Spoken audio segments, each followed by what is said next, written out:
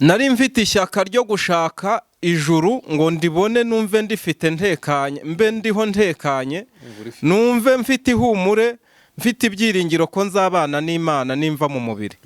Rero icyo gihe kinini namaze ndi muri iryo dini ntabyo nabonye, kuko nagerageje kwigengesera, ndetse abatari bakeya mu idini baranshima. Yesu uyu mwakiriye Imana iguhaye ntagira garante, niwe waremye byose, niwe wahozeho, ni nawe uzahoraho.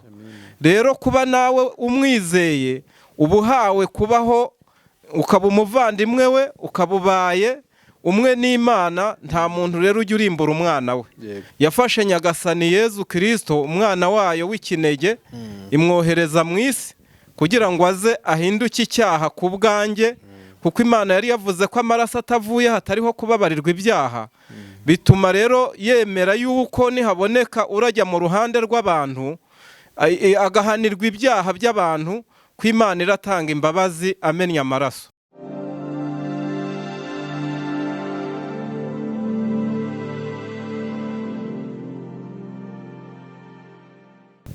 Nitwa Minani Damascene, ntuye hano mu murenge wa Nyabitekeri mu mudugudu wa Taba, akarere ni aka Nyamasheke.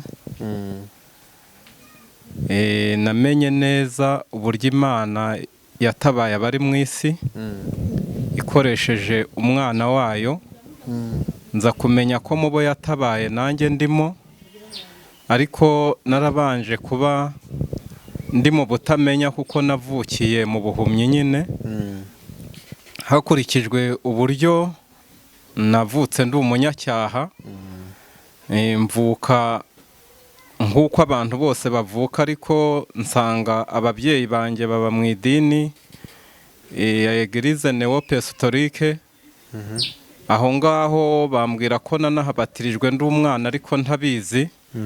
Maze gukura ngenda ndeba nihitiramwo idini najyamo, mbanza kugenda uko maze kuba nk'umusore ufite imyaka 16 n'irindwi gutyo, nyoboka idini rya Gatolika.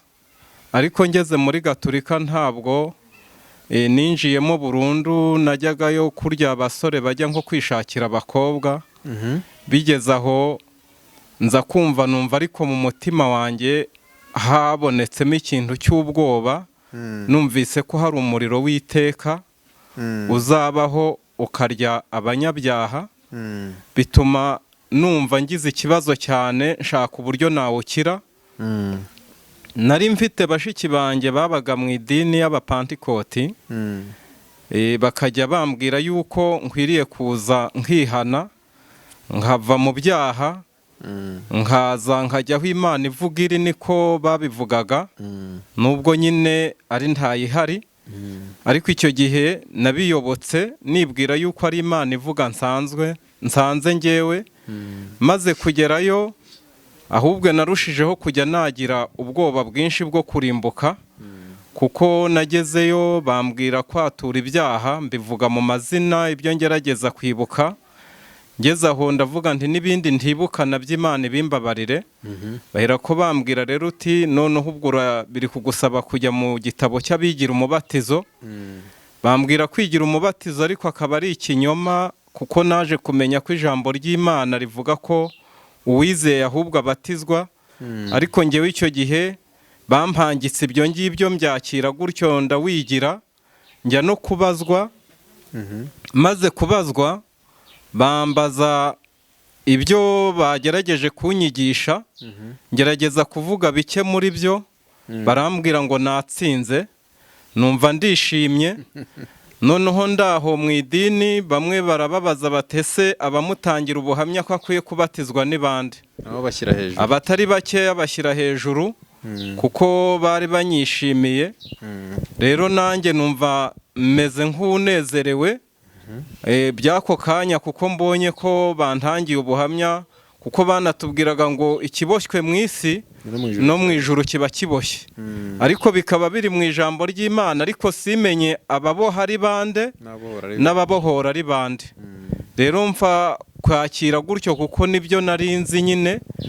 Icyo gihe rero maramo igihe mu idini kitari kirekire cyane ariko kitari na gitoya, kuko nibwira ko nshobora kuba njye naramazemo nk'imyaka igera muri 4 gusa. ubwo bavuga muri idini imyaka 4 ryari ry'abapantikoti niryo nari nihitiyemo, noneho ndi guhunga urupfu rw'iteka. ariko ngezeyo n'ubundi bimbera ka wa mugani wa muririmbyi ngo nuzuye agahinda n'ubwihebe mbuze ibyo niringiraga, kuko nagezeyo ndakora cyane hakurikijwe ko maze kuba uwemewe muri bo. maze kubatizwa nagerageje gutanga icya 10 n'ituro, kuko ari wo murongo ngenderwaho waho.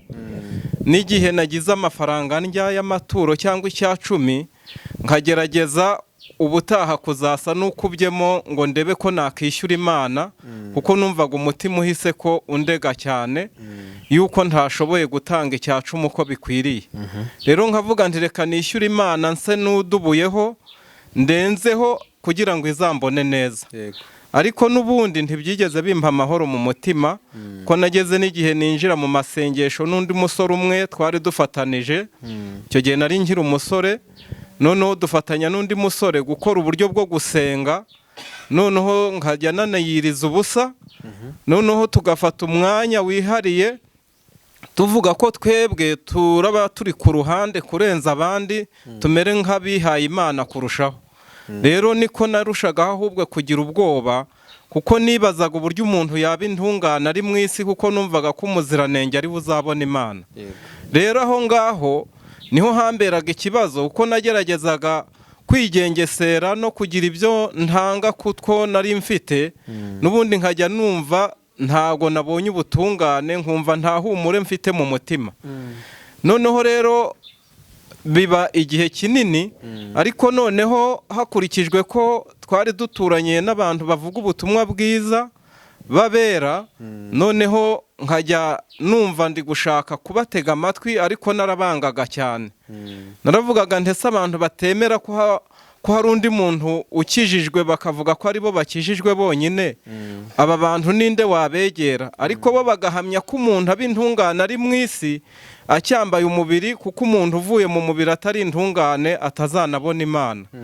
nkumva mu mutima wanjye koko biransinda burundu, banasoma ibyanditswe ngasanga biransinda. rero Imana iza kumfasha, inshisha bugufi mu mutima, numva nkwiriye kubatega amatwi.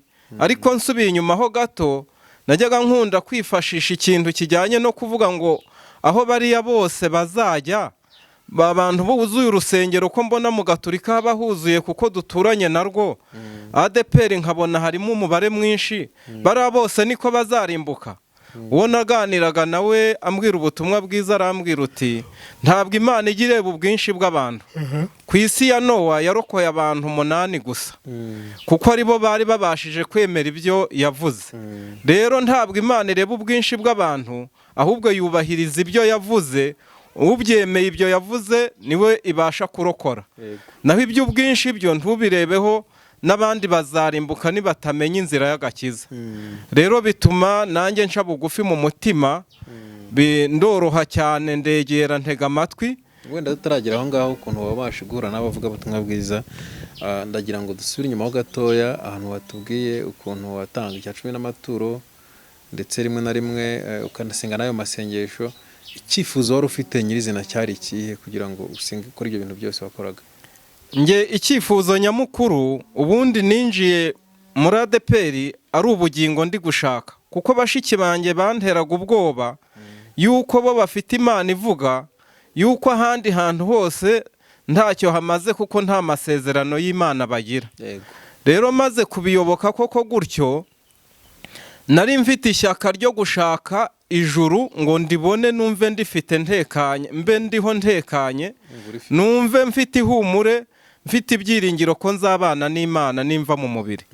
rero icyo gihe kinini namaze ndi muri iryo dini ntabyo nabonye, kuko nagerageje kwigengesera, ndetse abatari bakeya mu idini baranshima, baravuga uti uyu nguyu dufite abameze nk'aba ngaba ijuru hano iwacu twaba turifite burundu. mbese baguhaga ijoro ariko kumva ntaryo ufite? Njye ntaryo nari mfite, nari nimereye nka Namani w'umubembe, babonaga yambaye imyenda nk'umugaba w'ingabo, ariko we afite ikibazo ko yifitiye ibibembe ku mubiri we, niwe wari ubizi rero ko abembye, ariko abamurebeye inyuma bageraga ngo ni muzima.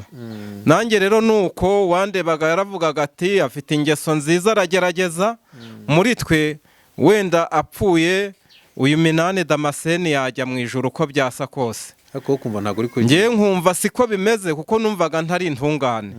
Rero maze gusobanukirwa neza yuko ibyo ndimo ibyo bitampesha ijuru, nagize umutima woroshye, Imana niyo yawushyize muri nge, bituma ntega amatwi kugira ngo numve mbeho. Rero Imana iramfasha, bansobanurira uburyo rero nabaye umunyabyaha bidatewe n'ibyo njya nibonaho, ahubwo bambwira ko umuntu yabereye umunyabyaha muri Adamu, uwitwa umuntu wese uriho wabayeho n'uzabaho. Bambwira neza uburyo Imana iyo yabonye ko umuntu atashobora gukorera ijuru ngo aribone kubera ko avuka yarangiritse, icyaha cyanesheje umuntu avukana intege nkeya, akavuka ari imbata yacyo. Bambwira neza uburyo rero ku bwa kavukire yanjye nari uwo kugirirwa umujinya nk'abandi bose, kandi kutashobora no kurwana ni kunesha ibyaha. Yego ko ntashobora kunesha icyaha, kandi koko mbona nanjye narabigerageje, nitwararika nsenga kenshi, ngerageza kwitoza kuvuga neza, ariko ngashiduka nabyibonyeho. Rero bituma nge nibwira ko ibyo nibona hari cyo kibazo, naho burya ikibintera ari cyo kibazo icyo navukanye. Za kumenya rero neza ko burya ari nge cyaha, kuko umutima wa kamere ari umwanzi w'Imana, nari nkufite rero gutyo kubera yuko nkomoka muri Adamu. Rero Imana iza kumenyesha uburyo yariyo yakoresheje ububasha bwayo kugira ngo ikize umuntu, ngo imukure mu maboko y'uwamujyanye kuko ariyo imurusha ubushobozi. Rero Imana yamenyesheje uburyo yafashe Nyagasani Yezu Kristo, umwana wayo w'ikinege, imwohereza mu isi kugira ngo aze ahinduke icyaha ku bwanjye, kuko Imana yari yavuze ko amaraso atavuye hatariho kubabarirwa ibyaha. Bituma rero yemera yuko nihaboneka urajya mu ruhande rw'abantu agahanirwa ibyaha by'abantu, ko Imana iratanga imbabazi amenya amaraso. Bansobanurira rero yuko Yesu ari we wagiye ku musaraba, uwo mpora mvuga ko nta wundi bari kuvuga ko ari uwo njya mvuga, ariko nkaba ntaramenye igikorwa yankoreye. Bansobanurira neza uburyo we yishyizeho ubunyacyaha bwanjye ubwo yambaraga umubiri mu nda y'umwari Mariya, agahinduka icyaha gutyo, ariko ntiyigera ategekwa na kamere y'umubiri ngo akore icyaha mu bikorwa. We ahubwo yambara icyaha cyanjye, yemera n'igihano cyacyo, kuko ibihembo by'ibyaha ari urupfu. Imana rero imenyesha neza ikoresheje uwo mubwiriza w'ubutumwa bwiza, ambwira yuko burya Yesu apfa twapfanye, kuko yari amaze kwambara ubumuntu bwanjye, ko yahagarariye inyoko muntu yose, Yesu akadupfana, noneho azutse akatuzukana, akanatujyana mu ijuru mu buryo bw'umwuka. Babimbwira ko biri no mu Befesi ibice 2, noneho barabinsomera, numva ni ibintu bishyashya ntigeze mbwirwa ndi muri ADPR. Noneho maze kumenya rero yuko burya imbaraga z'icyaha nyine burundu ari amategeko, ko ariyo ahishura ibyaha mu muntu, bitampagarika gukora, nemera ahubwo Yesu waje kunkorera, kuko ari we wabashije gukora ibyo gukiranuka yambaye umubiri w'intege nke.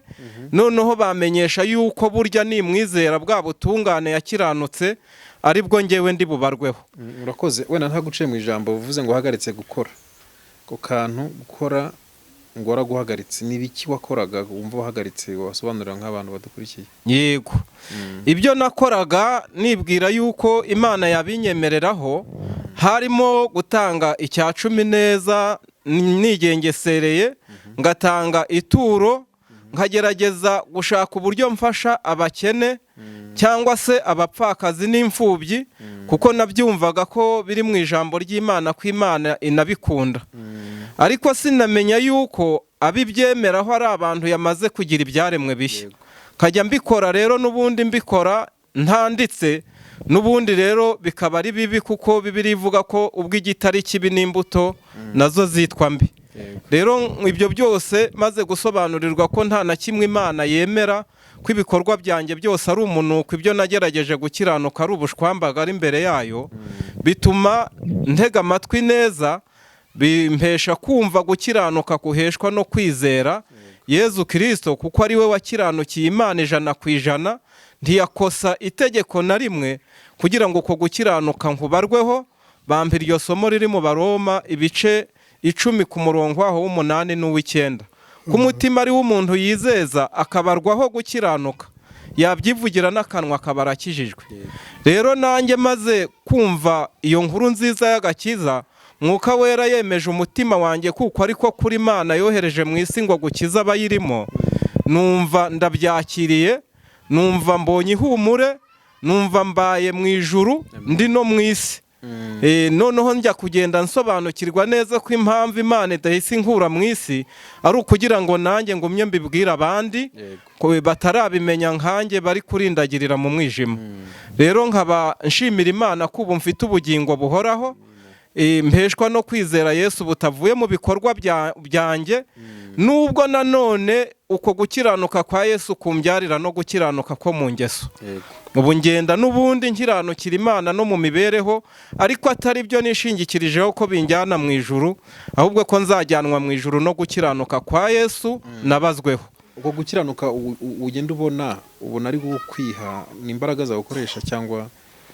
Oya, nta mbaraga zanjye nshyiramo, ahubwo numva mbyemezwa na Mwuka Wera, nkabikorana umutima ukunze cyane, ko ntaba nanabishakiramo inzira, ahubwo mba nzi ko bingomba, kuko Yesu yaravuze ngo nituze tumwigireho kuko ari umugwaneza yoroheje mu mutima. Nanjye niyo mpamvu ngomeza kugenda nigana imirimo myiza, ariko ntakagana nayo, ahubwo numva binyoroheye, kuko ari we unshoboza byose, kuko ari we umpa imbaraga.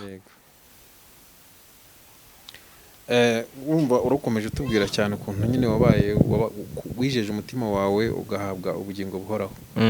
Ese wenda kuri ubu ngubu iyo utekereje ubona ari nk'iki cyakwambura ubwo bugingo? Ubwo bugingo buhoraho nta cyabunyambura, kuko Imana yabumpaye si umuntu ngo yibeshye, kubera ko yo ivuze ko ari ubugingo buhoraho, ni nacyo nanasobanuriwe neza, kuko nahoraga mvuga nti njye mfite ubugingo buhoraho kuko nizeye Yesu mbere ntarizera by'ukuri. Naravugaga ngo ndabufite, bambaza ate se ubukoze icyaha ntabwo warimbuka? Nkababwira ko narimbuka Yesu aje ntarakihana. Barambwira ati ubwo se ubugingo buhoraho ufite ninde wabuguhaye? Nti ni Imana. None se ni gute yabuguhaye ukaba ukoze icyaha yakurimbura? Bikancanga nkumva bimbereye ikibazo. Rero biza gutuma nyine noroha nsobanuza neza uko bimeze.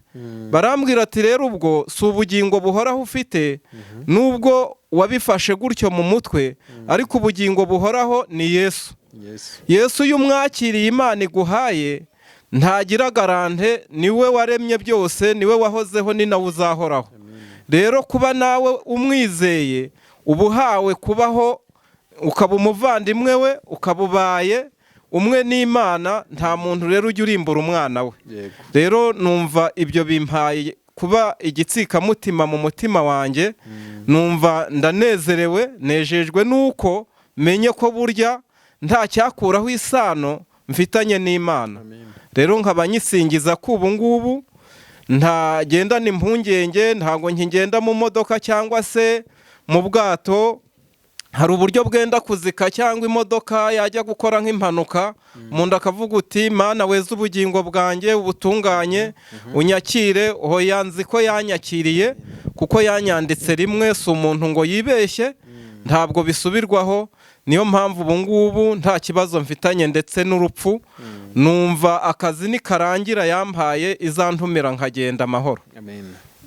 Urakoze cyane, reka tugushimire ku buhamya bwiza uduhaye cyangwa uhaye bene data, ndetse n'inyigisho. Nkaba navuga ngo abantu bakomeze badukurikirane kuri channel yacu Ijuru Ntirikorerwa, kandi turagushimiye cyane.